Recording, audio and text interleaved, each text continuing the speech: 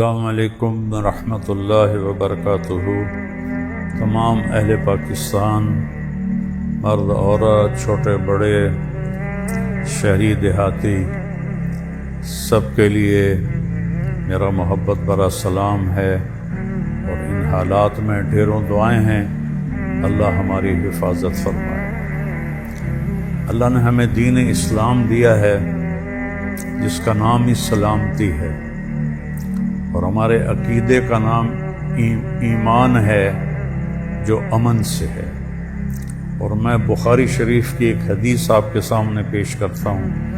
میرے نبی نے ہمیں کیا فرمایا؟ ہمارے بارے میں دنیا کے میڈیا نے مشہور کر دیا ہے یہ دہشت گرد ہیں۔ کوئی کرتے ہیں تو وہ نہیں کر رہا جو میرے نبی نے فرمایا۔ میرے نبی نے بخاری شریف کی روایت 2965 اور 66، اللہ تعالیٰ کا رسول قام فی الناس خطیبا، آپ لوگوں میں کھڑے ہوئے تقریر کرنے کے لیے، اور فرمایا ایھا الناس لا تتمنوا لقاء العدو، لوگو جنگ کی تمنا مت کرو اور لڑنے کی تمنا مت کرو، یعنی پہل نہ کرو۔ وصلی اللہ العافیہ، اللہ سے عافیت مانگو۔ فَإِذَا لَقِيتُمُوهُمْ، لیکن اگر وہ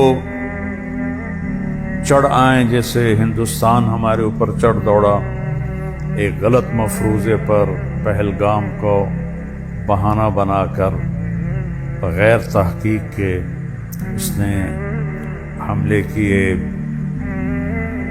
عام لوگ شہید ہوئے، مرد عورت اور بچے، تو آپ نے فرمایا فَإِذَا لَقِيتُمُوهُمْ، اور پھر جب ٹکر ہو جائے تو فَاصْبِرُوا، پھر صبر کرو، اور جان لو کہ اِنَّ الْجَنَّةَ تَحْتَ ظِلَالِ السُّيُوفِ، جنت تلواروں کے چھاؤں میں ہے۔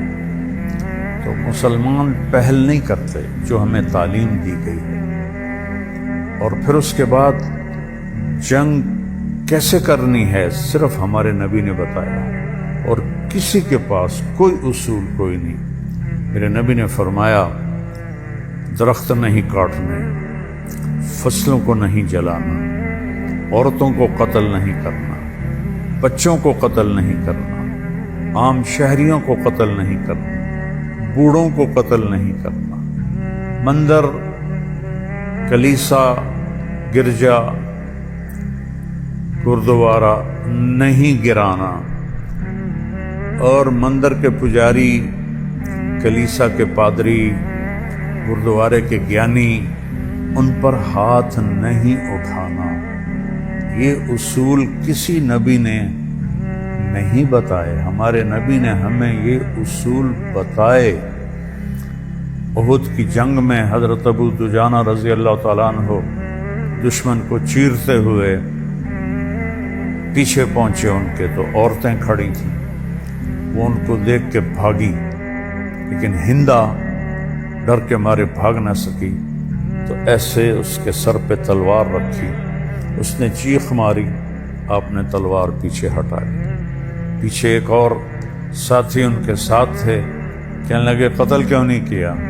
کہ میرے نبی کی تلوار ہے، عورت کے خون سے گندہ نہیں کروں گا۔ ہمیں تو جنگ بھی کرنے کا طریقہ بتایا گیا ہے۔ ان جنحوا للسلم فاجنح لها، اگر وہ صلح کی پیشکش کریں فوراً صلح کر لو، چونکہ قتل و غارت اسلام کا عنوان ہی نہیں ہے۔ جو مسلمان بادشاہوں نے کیا، وہ بادشاہ تھے، بادشاہوں کا مذہب حکومت ہوتی ہے، وہ چاہے ہندو ہو، چاہے وہ سکھ ہو، چاہے وہ عیسائی ہوں۔ یہ جو پہلی اور دوسری جنگ عظیم ہوئی، کوئی مسلمان تھے آپس میں، دونوں طرف عیسائی تھے۔ پہلی جنگ میں 2 کروڑ مارے گئے، دوسری جنگ میں 8 کروڑ مارے گئے، اور مراٹھوں نے پورا ہندوستان کا 70% فتح کیا۔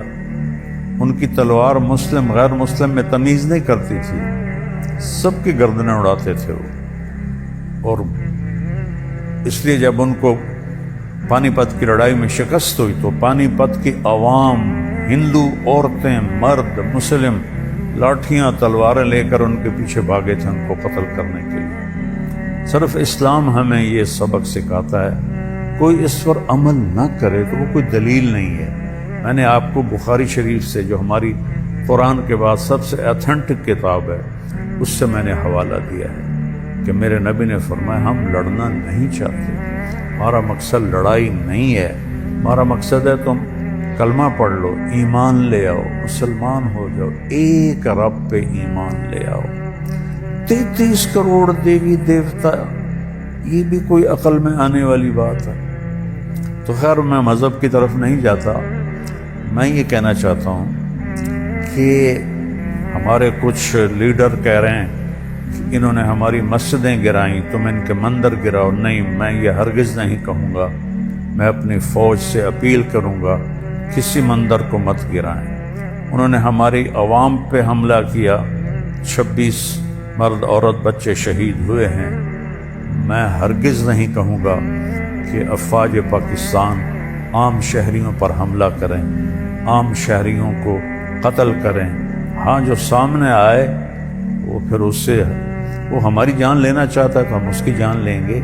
ہم عام شہریوں پہ ہاتھ نہیں اٹھاتے، بوڑھوں پہ ہاتھ نہیں اٹھاتے، عورتوں پہ، بچوں پہ ہاتھ نہیں اٹھاتے، پادریوں پر، پجاریوں پر، گیانیوں پر ہم ہاتھ نہیں اٹھاتے۔ کسی مندر، گرجا، گردوارے کو چھیڑنے کا ہمیں حکم نہیں ہے۔ یہ اسلام کا پیغام ہے، اور اللہ کے فضل سے ہماری شکست بھی ہماری جیت ہے، اور جیت بھی جیت ہے، کیونکہ ایمان والا جب قتل ہوتا ہے جنت میں جاتا ہے، اور اللہ کو نہ ماننے والا، کروڑوں دیویوں کو ماننے والا جب وہ قتل ہوتا ہے تو وہ نرگ میں جاتا ہے، اس نے اللہ کو پہچانا ہی نہیں ہے۔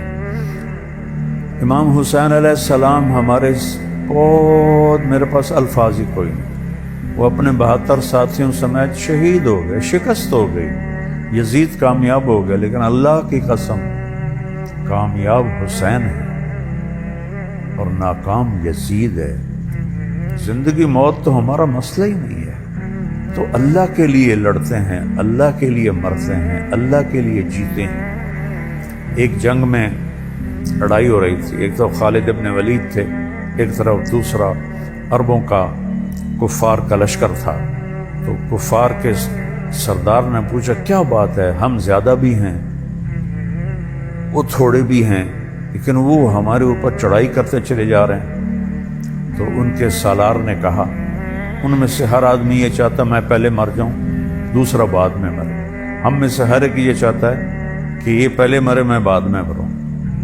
اور میں نے ایسے ایک چھوٹا سا کلپ سنا، میں عام طور پہ سنتا نہیں ہوں، کہ ان کے گھروں میں لاشیں بھیجو تاکہ ان کے گھروں میں بھی چیخ و پکار مچے۔ اللہ کے بندو، ہمارے گھروں میں جب شہید کی لاش آتی ہے تو دیگیں چڑھائی جاتی ہیں، جشن منائے جاتے ہیں، پورے گاؤں والے آ کے مبارک دیتے ہیں کہ تم شہید کی ماں ہو، شہید کی بیوی ہو، شہید کے بچے ہو۔ یہ حال دعائی تو تمہارے ہاں پڑتی ہے، چونکہ تمہارے سامنے موت کے بعد کی زندگی کوئی تصور ہی کوئی نہیں ہے۔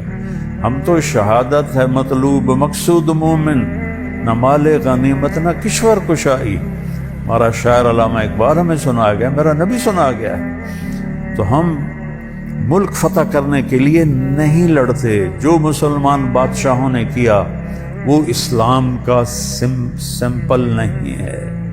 بادشاہ ہوتے ہیں، وہ ہندو، سکھ، عیسائی، دہریہ، ان کا کام اپنی حکومت قائم کرنا ہوتا ہے۔ تو میں اپنی افواج سے ہاتھ جوڑ کے اپیل کروں گا، کسی مندر پہ حملہ نہ کریں، کسی گردوارے پہ حملہ نہ کریں، کسی گرجے پر حملہ نہ کریں، کسی شہری آبادی پہ حملہ نہ کریں، ان کے فوجی ٹھکانوں پہ حملہ کریں۔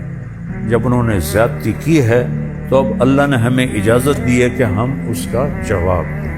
ہم ظالم نہیں ہیں، ظالم ہندوستان والے ہیں کہ انہوں نے اس طرح ایک واقعہ خود کروایا اور پھر ہمارے اوپر چڑھائی کر دی۔ تو میں اپنی افواج پاکستان کے لیے ہاتھ اٹھا کے دعا دیتا ہوں اللہ انہیں سلامت رکھے، اللہ ان کو ہر میدان میں فتح نصیب فرمائے۔ یہ ہمارے میں اللہ نے ہمیں یہ ہیروز دیے ہیں۔ ہمارا سپاہی بھی اتنا ہی قیمتی ہے جتنا جنرل عاصم منیر قیمتی ہے۔ ایک سپاہی شہید ہو، ایک جرنیل شہید ہو، دونوں کا درجہ اللہ نے آسمانوں پہ بڑا رکھا ہے۔ تو لہٰذا ہائے ہائے، مجھے ایک بات یاد ہے، شمر کہنے لگا امام حسین سے ابھی تمہیں قتل کریں گے، وہ آگے ہنس پڑے، سبحان اللہ، اب الموت تخوفن، ارے پاگل، وہ مجھے موت سے ڈرا رہے ہو؟ موت تو ہمارے لیے پھولوں کا ہار ہے۔ تو اللہ کے فضل سے اللہ کا شکر ہے، ہمارے ہاں جب شہید کی لاش آتی ہے تو کوئی چیخ و پکار، رونا دھونا نہیں ہوتا، خوشیاں منائی جاتی ہیں۔ حضرت معاذ عدویہ رحمۃ اللہ علیہ کے خاوند صلت بن اشیم اور ان کے 2 بیٹے تینوں میدان جنگ میں شہید ہو گئے۔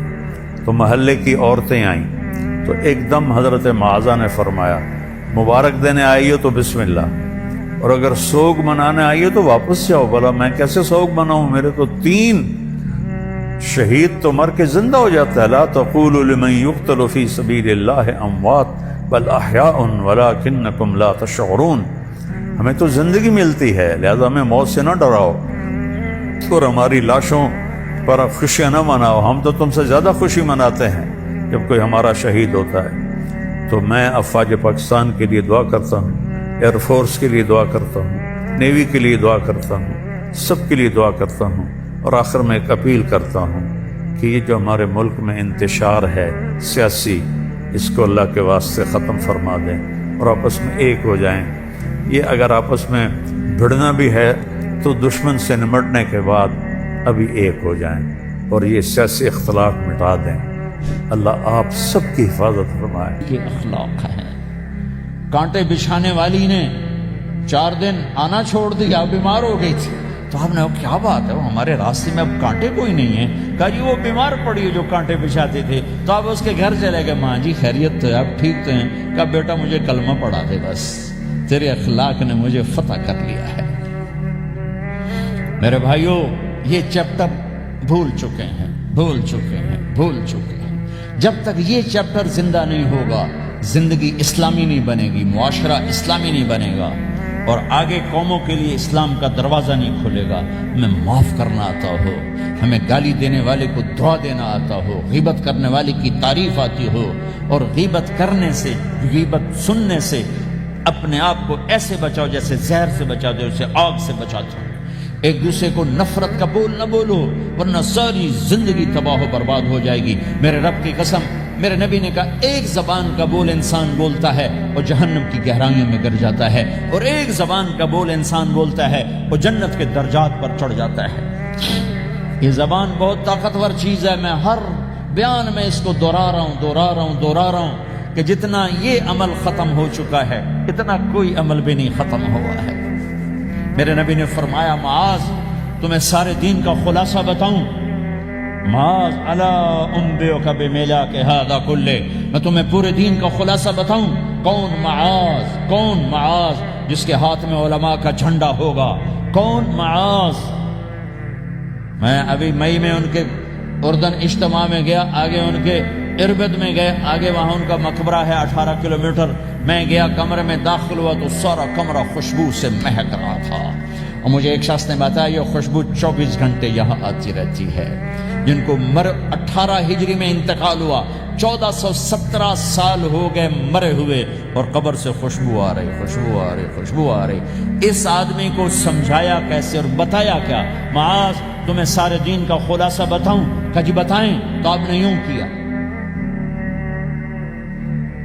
اپنی زبان نکالی اور اس کو پکڑا انگلی سے، پھینکا، کف ھذا، معاذ اس زبان پہ قابو پا جا، یہ پورا دین ہے۔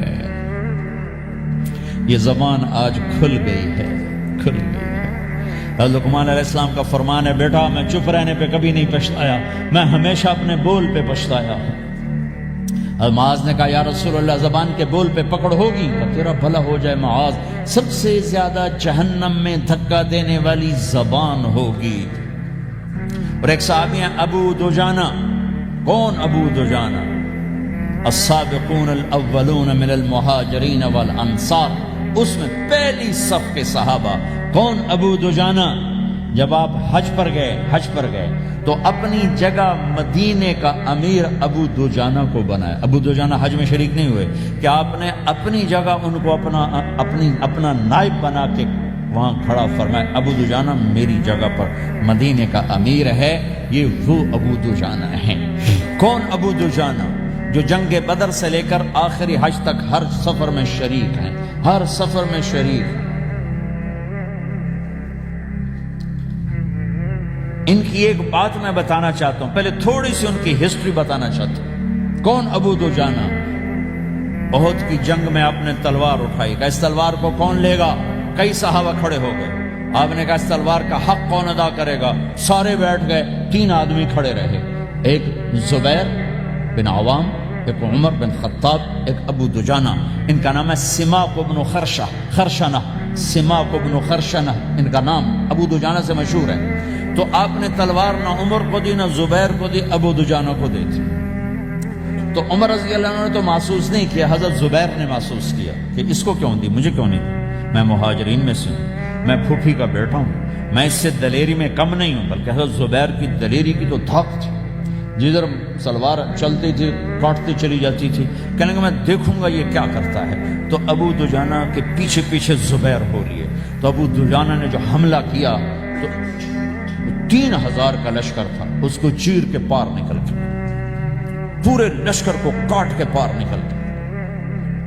اور آگے عورتیں کھڑی تھیں جو مکے کے لشکر کو تیار کر رہی تھیں، نحن بنات طارقی نمشی علی النمارقی مشی القتل بوارقی المسک فی المخالقی المسک فی المفارقی والدر فی المخالقی ان تقبلوا نعانقی وتدبروا نفارقی فراق غیر وامقی، یہ گانا گا رہی تھی اور ان کو تیار کر رہی تھیں۔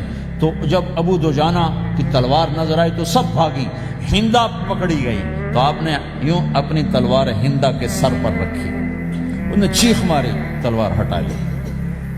تو زبیر پیچھے کہ یہ کیا کیا ہے؟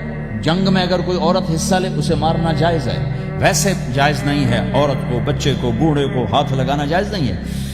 تو انہوں نے کہا تلوار کیوں نہیں چلائی؟ کہا میرے محبوب کی تلوار ہے، عورت کے خون سے رنگین کر کے اس کی شان نہیں گھٹانا چاہتا، یہ میرے نبی کی تلوار۔ پھر واپس ہوئے، پھر اٹیک کیا اور پھر مجمع کو چیر دیا۔ سامنے ایک آدمی آ رہا تھا ہاتھی کی طرح، اتنا لمبا موٹا تازہ۔ تو زبیر کہنے لگے میرے جی میں آیا کبھی اس کی ٹکر ہو نا، پھر میں دیکھوں ابو دجانہ کیا چیز ہے۔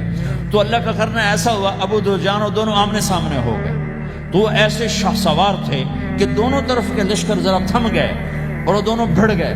ابو دجانہ کے اپنے جوہر، اس پہلوان کے اپنے جوہر، غبار اٹھا، مٹی اٹھی، اور اس کی اپنی طاقت، ان کی اپنی طاقت، انہوں نے ابو دجانہ کو اس نے زخمی کر دیا۔ ابو دجانہ نے جو جوش میں آ کے ماری تلوار، اس کو لگی یہاں، تو اتنی طاقت سے لگی کہ اس کے نیچے اتر کر 2 ٹکڑوں میں تقسیم کر دی۔ ماری تو ایک حصہ ادھر، ایک حصہ، پھر یوں دیکھا اور اپنے چہرے سے لوہے کی ٹوپی اتاری، کما ترا انا ابو دجانہ، کیا دیکھ رہے ہو؟ میں ہوں ابو دجانہ، تلوار صحیح لی ہے میں نے، غلط نہیں لی۔ یہ ابو دجانہ ہیں۔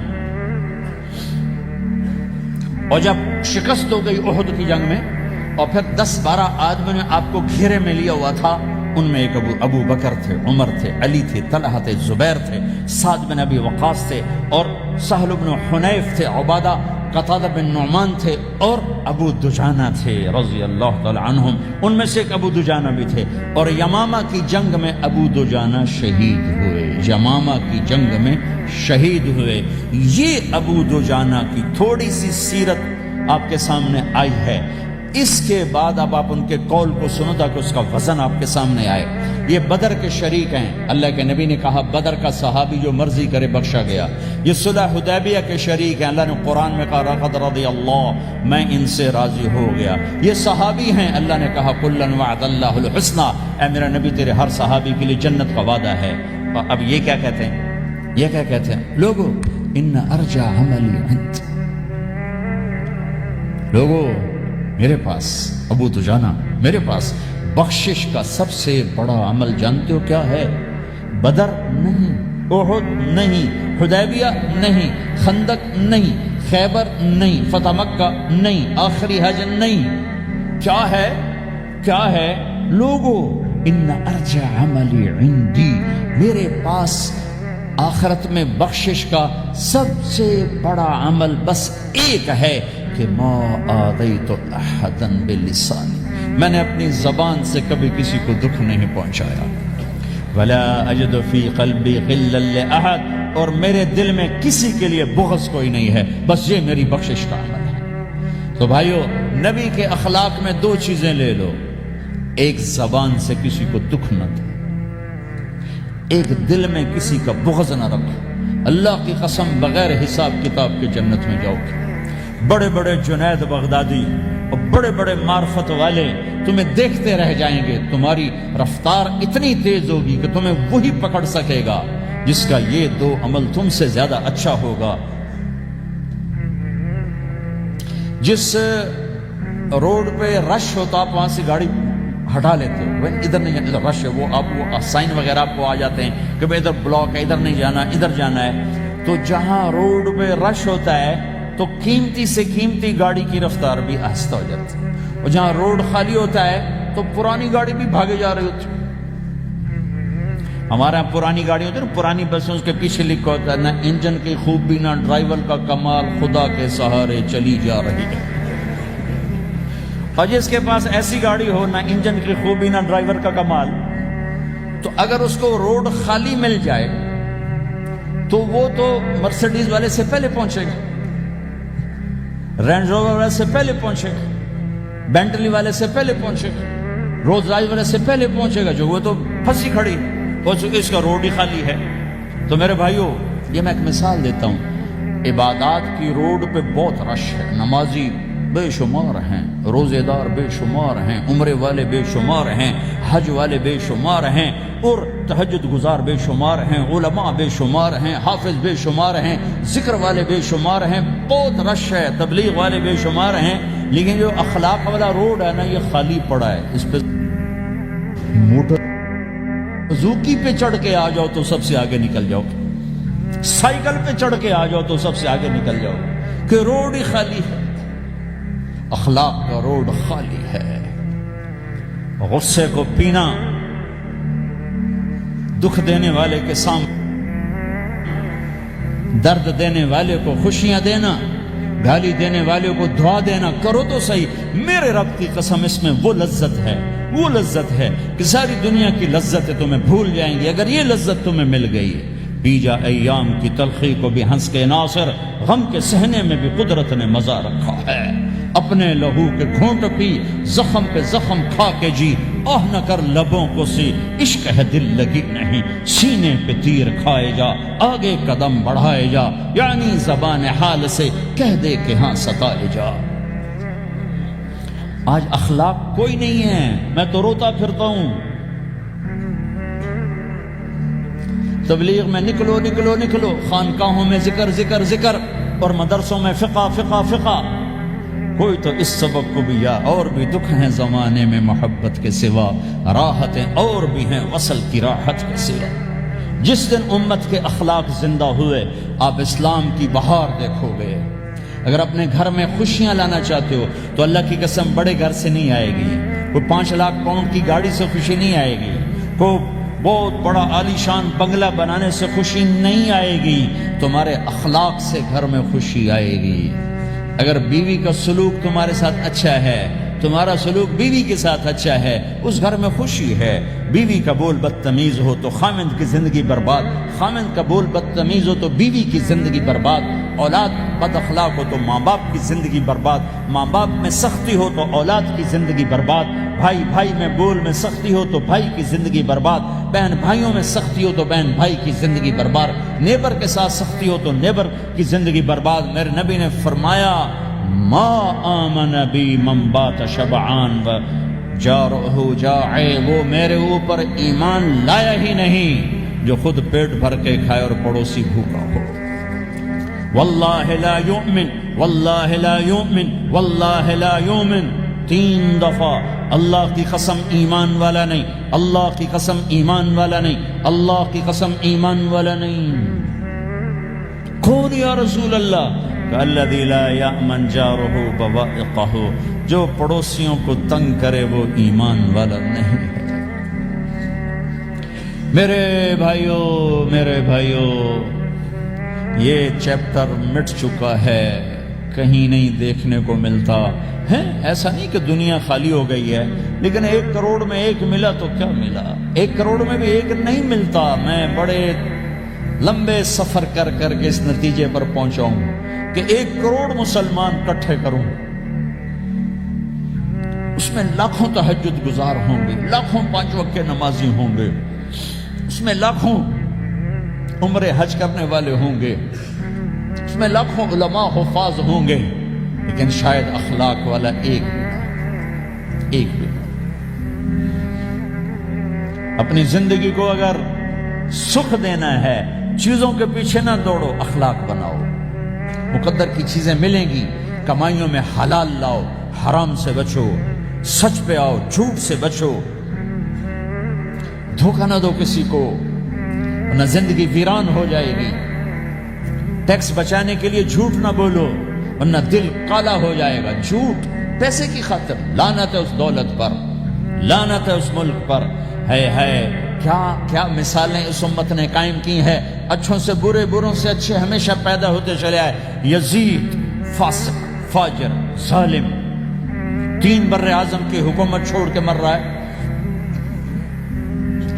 34 سال کی عمر، اور بعض آتا ہے 38 سال کی عمر. 40 سال کو نہیں پہنچا، 40 سال سے پہلے مر گیا. اس کا بیٹا معاویہ بن یزید رضی اللہ تعالیٰ عنہ. 3 بر اعظم کی حکومت، 3 بر اعظم کی حکومت. 40 دن حکومت، 40 دن. پھر اپنے سارے خاندان کو اکٹھا کیا اور کہا دیکھو لوگو، جس حکومت کے نیچے حسین کا خون گرا ہو، میں اس حکومت پہ لعنت بھیجتا ہوں. یہ ہے تمہاری حکومت، جس کو مرضی دے دو، مجھے نہیں چاہیے. 3 بر اعظم کی حکومت چھوڑ دی صرف 22 سال کی عمر میں. 22 سال کی بھرپور جوانی کی عمر میں حکومت کو لات مار دی. میں چند پاؤنڈ کے لیے سچ کو لات مار دوں؟ میں چند پاؤنڈ کے لیے انسانوں کو دھوکہ دوں؟ تو بھائیو سچ کے عادی بنو. بڑا عالی خلق ہے سچ بولنا، بڑے عالی اخلاق ہیں لوگوں کو نفع پہنچانا. لوگوں کے سامنے میٹھا بنو، کڑواہٹ اندر رکھو، مٹھاس تقسیم کرو، پوری دنیا میں دین زندہ ہوگا. اس نقل و حرکت، یہ دعوت کی نقل و حرکت. میں بولٹن میں آج سے 31 سال پہلے بھی آیا تھا. 20 آدمی نہیں اکٹھے کر سکے تھے ہم. سارے دن کے گشتوں کے بعد ایک گرجا مسجد تھا اس وقت، تو ہم کو 50 آدمی اکٹھے نہیں کر سکے تھے. آئیے ہزاروں کا مجمع ہے، اس کے پیچھے پتہ نہیں کتنی محنتیں ہوئی ہیں، تب جا کر یہ رنگ بنا ہے. اس لیے کہ شکل بنی ہے، اس میں رنگ بھرنے کی ضرورت ہے، اور وہ ہے میرے نبی کے اخلاق، میرے نبی کی مبارک زندگی، جس میں درگزر، جس میں معاف کرنا، جس میں میٹھا بول، جس میں چھوٹا بن جانا اور دوسرے کو بڑا بنانا، جس میں سچ بولنا، جس میں دھوکے سے بچنا. یہ مسلمان کی شان ہے. تو ہمارے تو نوجوان یہاں کی لڑکیوں کو دھوکہ دیتے ہیں، پیپر بنانے کے لیے یہاں کی لڑکیوں سے شادی کرتے ہیں، ان کی زندگیاں برباد کر دیتے ہیں، اپنا ایمان خراب کرتے ہیں، ان کی زندگی خراب کرتے ہیں. مسلمان ہی دھوکے باز بن جائے تو لوگوں کو راہبری کون دے؟ راہبر کون بنے گا؟ تو میرے بھائیوں اللہ اس کے رسول کو ڈھونڈنے کے لیے یہ تبلیغ کی محنت ہے. در در پھرو اور یہ 2 باتیں بن جائیں، ایک ہماری عبادات ٹھیک ہو جائے، ایک ہمارے اخلاق ٹھیک ہو جائے. اس کو لے کر جب ہم پھریں گے تو اللہ کے فضل سے ایک لہر چلے گی جو دنیا کے ہر آخری کونے تک پہنچے گی. ہر گھر کو اللہ تعالیٰ توحید کے نور سے روشن کر دے گا. اس کے لیے ہم وقت مانگتے ہیں کہ یہ ایک زندگی ہے جو میرے 1.25 گھنٹے کی تقریر سے 1.5 گھنٹے کی تقریر سے قابو میں نہیں آئے گی. اس کو سیکھنے کے لیے وقت مانگتے ہیں. نکلو میرے بھائیوں، نکلو میرے بھائیوں. اور آج تک جو اللہ پاک کے ساتھ، اللہ کے رسول کے ساتھ کوئی جنگ کی، اس سے صلح کر لو. کسی سے لڑے ہوئے ہو فوراً صلح کر لو، اس کو بھی منا لو، اس سے بھی مان جاؤ. کسی سے روٹھے نہ رہو، کسی سے قطع تعلق نہ کرو، سب سے سلام کرو، دل کو صاف رکھو. ابو دجانہ جیسی ہستی فرماتے ہیں کہ میری بخشش کا عمل یہ ہے کہ زبان سے دکھ نہیں دیا، دل میں بغض کوئی نہیں. اور وہ کہتے ہیں یہ میرا سب سے بڑا عمل ہے. یہ اپنے نبی کے اخلاق میں 2 باتیں لے لیں. اس زبان سے کسی کو دکھ نہ پہنچے، دل میں کتنے ہی لوگ ستائیں، بغض نہ رکھو، صاف کرو، دھو دو. اور فرائض میں نماز چھوٹے نہیں. اور پھر اس کو لے کر یہ امت پھرے، چونکہ اس امت کا کام بیٹھنا نہیں ہے. اس امت کا اجتماعی جرم ہے کہ انہوں نے اللہ کے دین کے لیے پھرنا چھوڑ دیا. اس امت کی اجتماعی خطا ہے کہ انہوں نے اللہ کے پیغام کو آگے پہنچانا اس کو اپنا کام نہ سمجھا، اس کے لیے پھرنا چھوڑ دیا. تو اپنے بھی ہاتھوں سے نکل گئے. پرائے تو پہلے ہی پرائے تھے.